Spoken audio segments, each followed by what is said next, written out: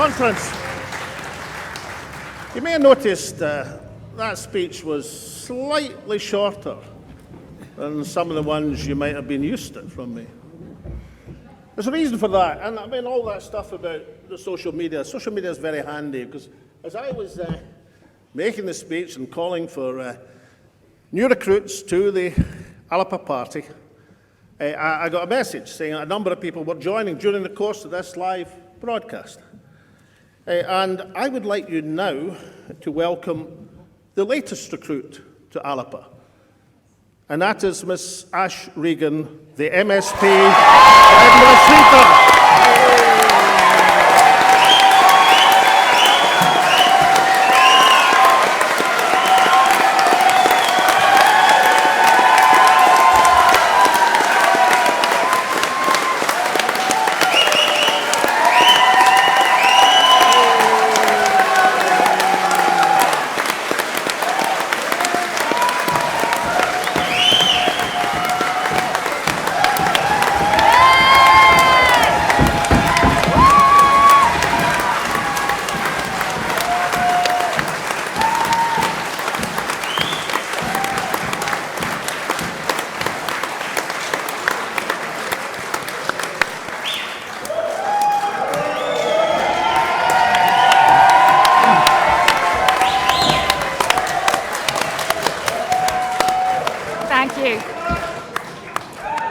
Ladies and gentlemen, fellow Scots, it's good to be here.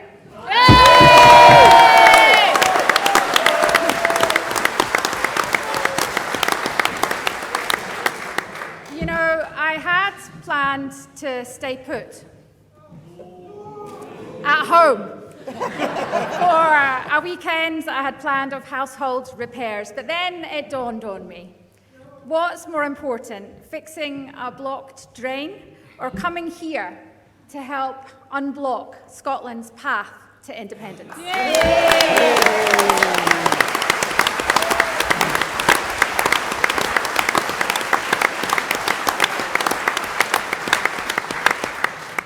The reason I'm standing in front of you here today is because I believe that the SNP has strayed from the path to independence, and it's time for Alba to get Scotland back on track.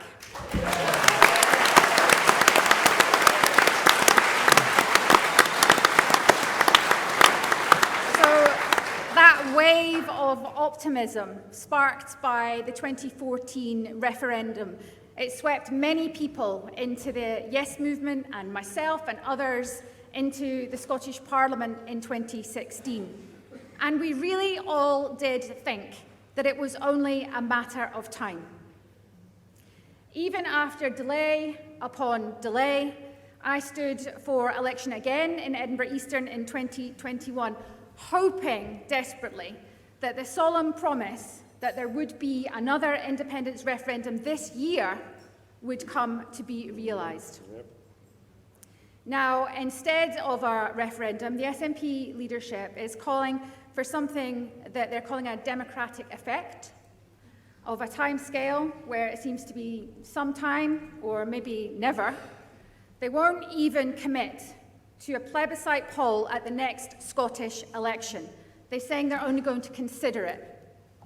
Well, if they're capable of reneging on a definite commitment to a referendum this year, what's to stop them forgetting about a conditional commitment to an election poll in future years? The position on independence taken at the SNP conference has not just let the Yes movement down, it's let Scotland down.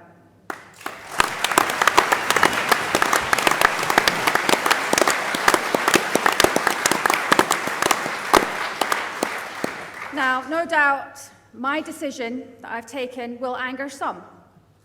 And there does seem to be so much anger in the world today, including anger across the independence movement. But anger is easy. It's a seductive trap that we can fall into. It provides that temporary relief over a feeling of pain and hurt, of being misled by those that have betrayed our trust. But let's stop numbing our pain with anger. All it's doing is making things worse, and we must all rise above it now. Let's channel our collective energies into constructive action. And when it comes to the online world, a place where anger often festers, let's replace vitriol with vision and hashtags with handshakes.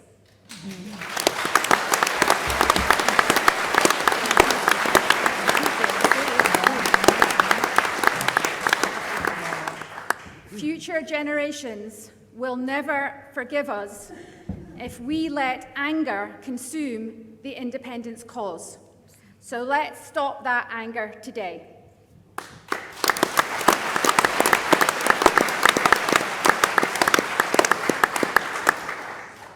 Right now, hope returns to the Scottish independence movement.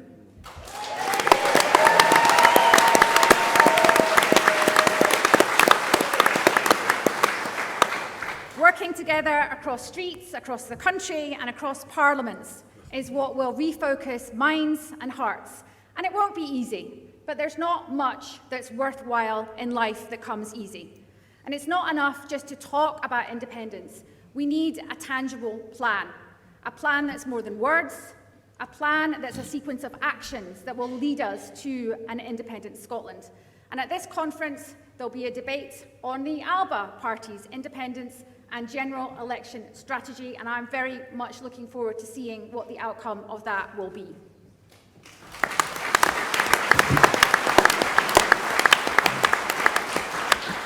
Now, I'd like to take the opportunity to speak to any yes voters that might be watching this at home, and particularly to anyone that's feeling politically homeless right now. Alba is ready to pick up the baton and to do what is needed to achieve independence as a matter of urgency.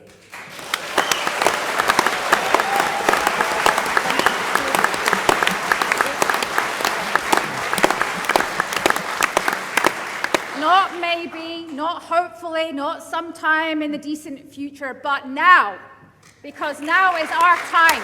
It's Scotland's time. I sacrificed, as you'll know, the trappings of ministerial office about a year ago now over a matter of principle on the gender recognition reform bill.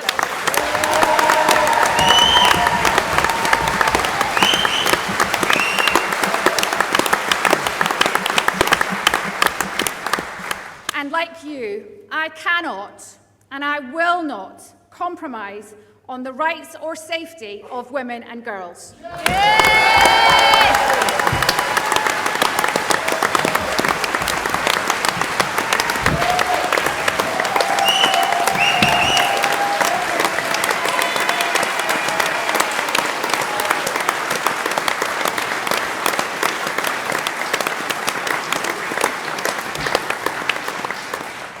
So I'm joining Alba on principle 2.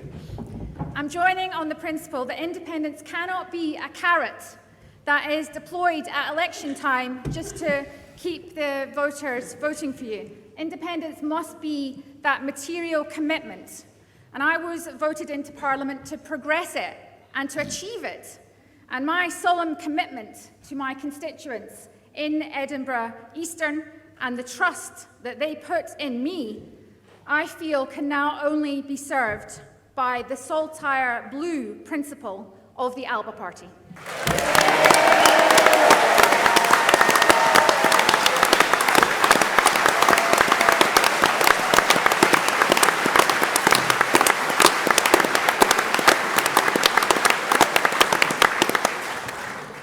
Conference, I'm sure many in the SNP will say that I should resign my seat. But why? I'm staying true to my election pledge. Yes!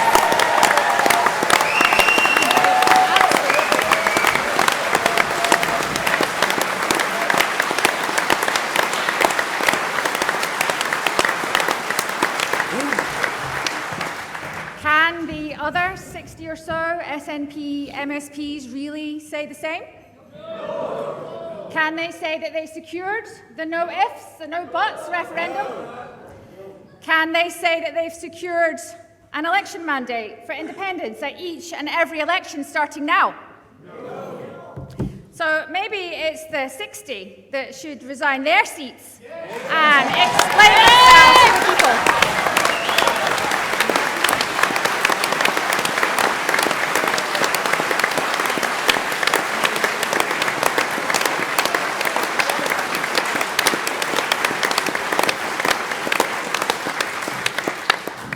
I want to say to voters out there to trust us to deliver what you have voted for, which is politicians that get on with it and deliver independence.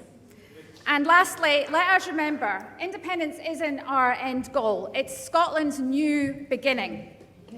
Imagine a Scotland that leads and not follows, a Scotland that leads the way in living standards, in economic resilience and innovation. A nation that invented the modern world can surely end poverty in our country.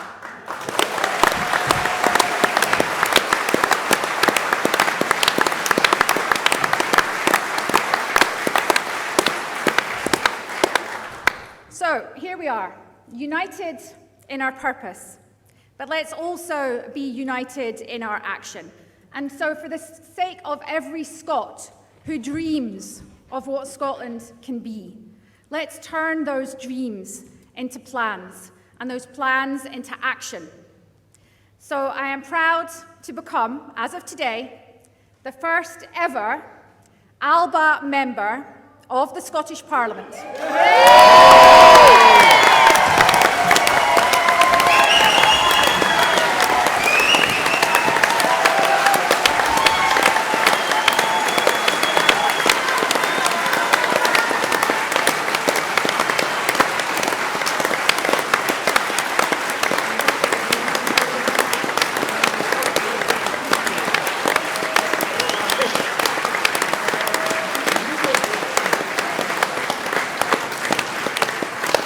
And our task is to make me the first of many. So let's get to work.